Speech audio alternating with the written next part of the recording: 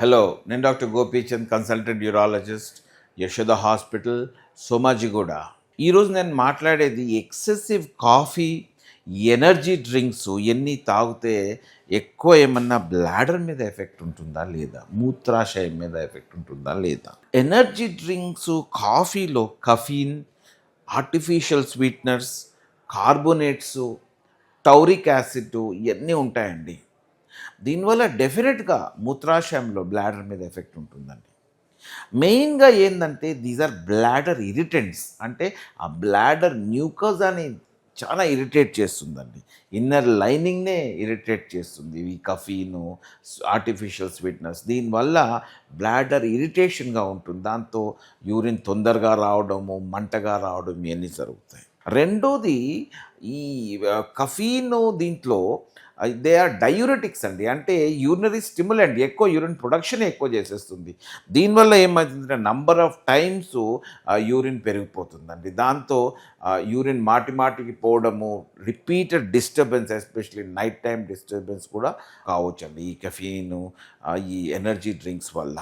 Then urinary incontinence, అంటే మనము urine తెలియకోకుండా చాలా అర్జెంటుగా రావడం జరుగుతుందండి. అప్పుడప్పుడు తెలియకోకుండా అర్జెన్సీ వల్ల యూరిన్ కొంచెం లీక్ కూడా అయిపోతుంది. ఎందుకు అవుతుంది ఇది?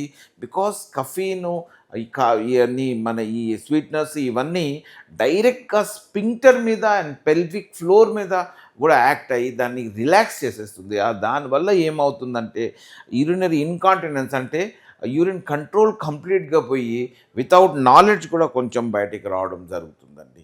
నాక్చూరియా, అంటే మాటి మాటి యూరిన్ కోసం లేయడం రాత్రిపూట కఫీన్ వల్ల జరుగుతుందండి. అండ్ సెన్సిటివ్ బ్లాడర్ ఉంటే మాత్రం డెఫినెట్గా పెయిన్గా కూడా ఉంటుంది. సో డెఫినెట్గా ఎక్కువ మాత్రలో ఎక్కువ ఈ కఫీను ఇవన్నీ తాగితే మాత్రం డెఫినెట్గా all these things are happening on to the bladder. ఇది అందుకోసమే ఇవన్నీ కొంచెం కంట్రోల్డ్గా, మరీ ఎక్కువ తాగకుండా, మరీ ఎక్కువ అబ్యూస్ చేయకుండా ఉంటేనే బెటర్ అండి for the bladder. Bladder dehydration వల్ల బ్లాడర్కి, మూత్రాశయంకి ఏమన్నా ప్రాబ్లం. డీహైడ్రేషన్ అంటే ఏంది? వాటర్ కంటెంట్ బాడీలో ఎక్కువ లేకుండా ఉండడం. ఎందుకు వస్తుంది? వాటరు ఇంటేక్ తగ్గితే, సివియర్ సమ్మర్లో చాలా హీట్ ఉంది, మనం కరెక్ట్ అమౌంట్లో వాటర్ తాగలేదు, దాన్ని కాంపెన్సేట్ చేసేదానికి మాత్రం అప్పుడు డీహైడ్రేషన్ వస్తుంది.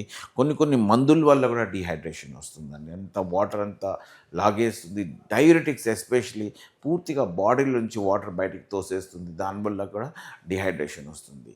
ఈ డీహైడ్రేషన్ వల్ల ఏమవుతుందంటే అపార్ట్ ఫ్రమ్ కిడ్నీ ఎఫెక్ట్, ఈ స్టోన్ ఫార్మేషన్ అన్నీ జరుగుతూ ఉంటాయి లాంగ్ టర్మ్లో. కానీ షార్ట్ టర్మ్లో మాత్రం బ్లాడర్ ఇరిటేషన్, మ్యూకోజల్ ఇరిటేషన్ వచ్చేస్తుందండి.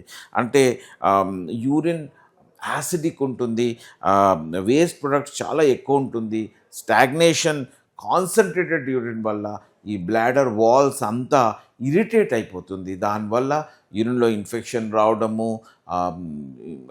తొందరగా యూరిన్ మంట రావడము, ఇన్కాంటినెన్స్ రావడం ఇవన్నీ జరుగుతాయి. రెండోది వెరీ ఇంపార్టెంట్, ఎక్కువసేపు డిహైడ్రేషన్ ఉంది అంటే because of this increased waste products and ఆ ఫిల్ట్రేషన్, బ్లాడర్ క్లీనింగ్ సరిగ్గా జరగదు. దానివల్ల యూరినరీ ట్రాక్ట్ ఇన్ఫెక్షన్ రావడం జరుగుతుంది.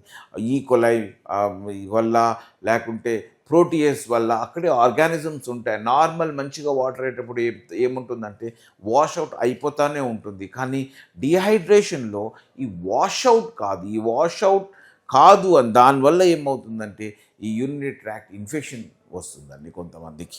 అప్పుడప్పుడు కొంచెం ఈ stone formation long term effect ఉండడము, స్మెల్ రావడము, క్లీనింగ్ ప్రాసెస్ సరిగా లేకుంటే స్మెల్ రావడము, ఇవన్నీ కూడా డిహైడ్రేషన్ వల్ల జరుగుతుంది. సో డిహైడ్రేషన్ మనకు రాకుండా ఉండాలని చూసుకోవాలంటే డెఫినెట్గా ఈ సమ్మర్లో వాటర్ ఇంటేక్ నార్మల్ కన్నా కూడా ఎక్కువ, అరౌండ్ 3 లీటర్స్ అట్లా తీసుకుంటే బెస్ట్.